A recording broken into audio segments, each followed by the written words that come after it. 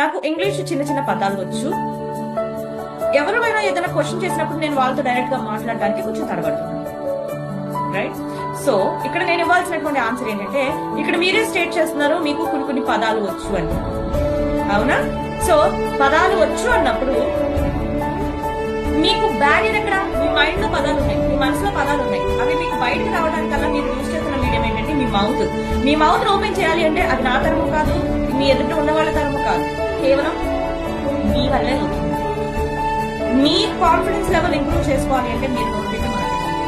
అసలు నోరు విప్పి కూడా మాట్లాడకుండా ఉంటాను, నా కాన్ఫిడెన్స్ పెరగాలి, నేను అందరితో ఫ్లూయెంట్ గా కాన్ఫిడెంట్ గా మాట్లాడాలి అంటే నేనే కాదు ఏ ట్రైనర్ కూడా దాన్ని చేయలేరు. రైట్?